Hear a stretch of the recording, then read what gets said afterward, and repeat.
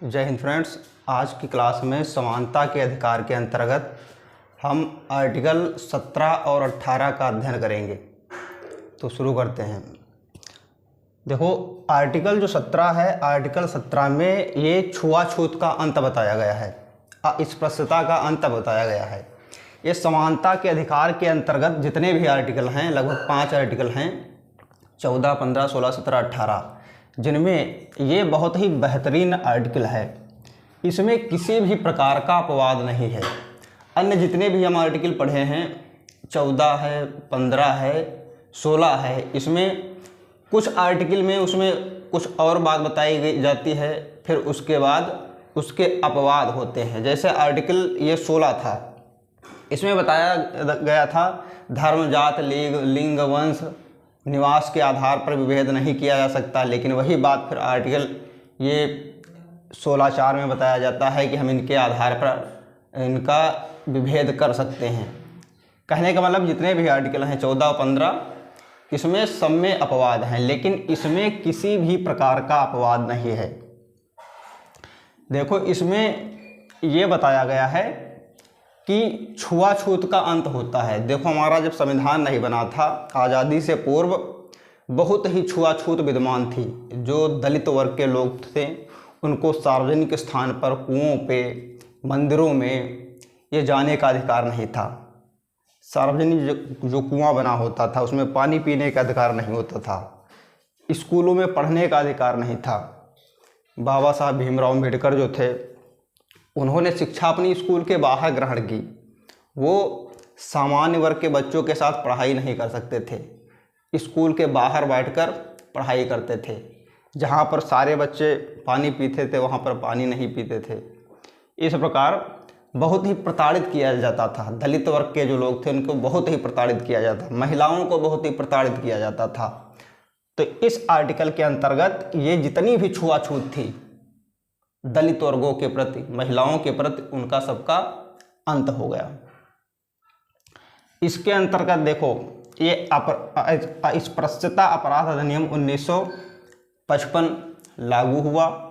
फिर उसके बाद क्या हुआ, 1976 में संशोधन करके 1976 में इसका संशोधन कर दिया और थोड़ा इसको और सख्त कर दिया। ये देखने में थोड़ा अच्छा नहीं लग रहा था, तो इसका नाम कर दिया नागरिकता अधिकार रक्षा अधिनियम 1955 नाम दे दिया।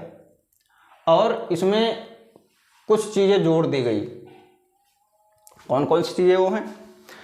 कहा गया कि यह एक दंडनीय अपराध है। यह एक दंडनीय अपराध है। इसमें किसी प्रकार की माफ़ी नहीं।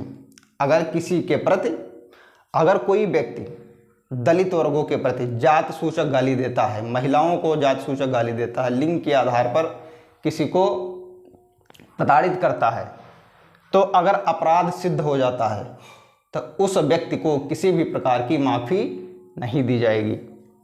और क्या हुआ? हाँ, अगर अपराध सिद्ध हो जाता है, अपराध सिद्ध हो जाता है, इसके अंतर्गत छुआछूत के आधार पर अगर अपराध सिद्ध हो जाता है तो व्यक्ति को मिनिमम ये 6 माह की सज़ा हो सकती है और 500 रुपये का जुर्माना हो सकता है। अधिकतम और भी हो सकता है। 6 माह की सज़ा, 1 साल की सज़ा है और 500 रुपये जुर्माना है, 1000 है, 2000 है। अधिकतम व्यक्ति जितनी बार भी अपराध करता है तो ये सज़ाएँ बढ़ती जाती हैं, ये जुर्माना भी बढ़ता जाएगा। और क्या है? अगर कोई व्यक्ति संसद या विधानमंडल में मतलब सांसद या विधायक का प्रत्याशी है, सांसद या विधायक का प्रत्याशी है, अगर उसके प्रति ये छुआछूत के अंतर्गत, अस्पृश्यता के अंतर्गत अपराध सिद्ध हो जाता है तो वो चुनाव नहीं लड़ सकता। चुनाव लड़ने के लिए वो निर्योग्य हो जाएगा। और अगर कोई विद्यार्थी है, कॉम्पिटिटिव एग्ज़ाम की तैयारी कर रहा है, अगर उसको भी ये इसके अंतर्गत उसके प्रति अपराध सिद्ध हो जाता है तो वो भी एग्ज़ाम में नहीं बैठ सकता, नौकरियों के योग्य नहीं रहेगा।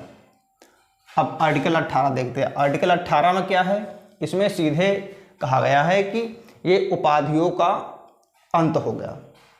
कहने का मतलब हमारा भारत जब आज़ाद नहीं हुआ था तब उसमें बहुत सी चीज़ें थी। लोगों के नाम के आगे राय बहादुर, खान बहादुर, ये इस प्रकार की उपाधियां दी जाती थी अंग्रेज़ों के द्वारा। अंग्रेज समाज में लोगों को कैटेगराइज किए थे।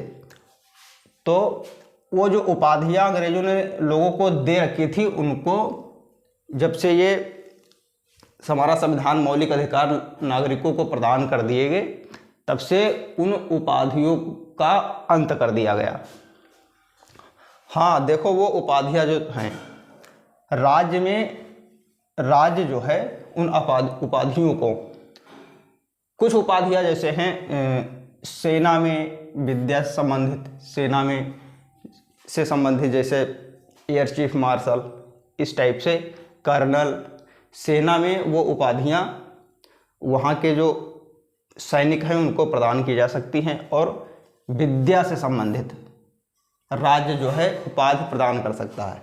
जैसे कोई स्नातक की परीक्षा पास कर लेता है तो उसको जब डिग्री मिलती है तो उसको उसमें लिखा जाता है स्नातक की उपाधि प्रदान की जाती है, स्नातक की उपाधि प्रदान की जाती है। या कि जो पीएचडी कर लेता है तो उसको डॉक्टर की उपाधि प्रदान कर दी जाती है।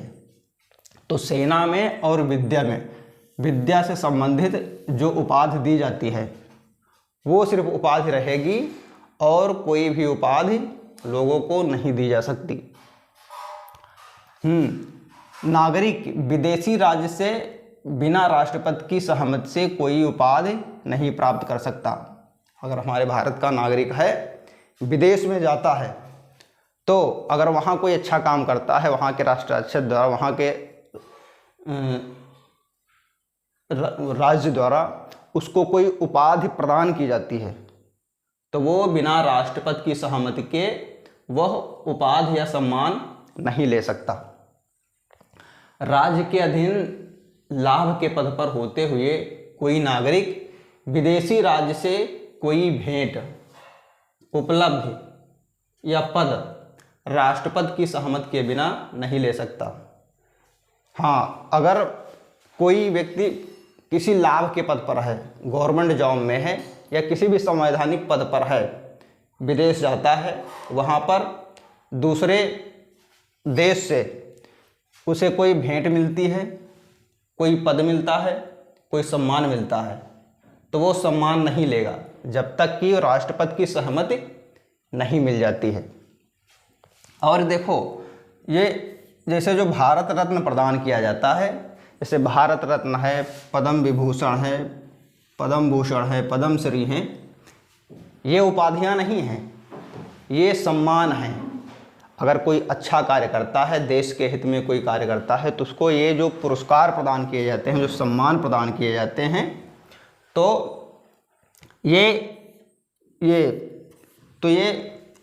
इनकी उपाधि वो व्यक्ति धारण कर सकता है, उपाधि का ये सम्मान प्राप्त कर सकता है। हाँ, जो ये सम्मान प्राप्त करेगा, तो ये जो सम्मान सूचक जैसे शब्द हैं, तो अपने नाम के आगे या पीछे वह व्यक्ति नहीं लगा सकता।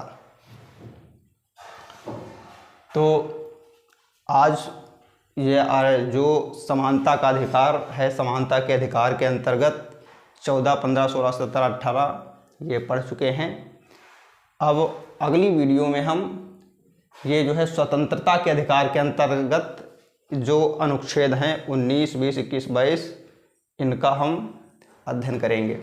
इसका एक बार रिवीजन कर लेते हैं। देखो, आर्टिकल 14 में क्या बताया गया है? आर्टिकल 14 में क्या बताया गया है? कानून के समक्ष समानता, कानून के समक्ष समानता। और 15 में क्या बताया गया है? 15 में धर्म, जाति, लिंग, वंश के आधार पर विभेद नहीं। और 16 में क्या बताया गया है? 16 में क्या बताया गया है? लोक नियोजन में समानता। और 17 में क्या बताया गया? 17 में छुआछूत का अंत। 18 में क्या बताया गया है? अंत। आज की क्लास में इतना ही, मिलते हैं नेक्स्ट क्लास में, तब तक के लिए जय हिंद।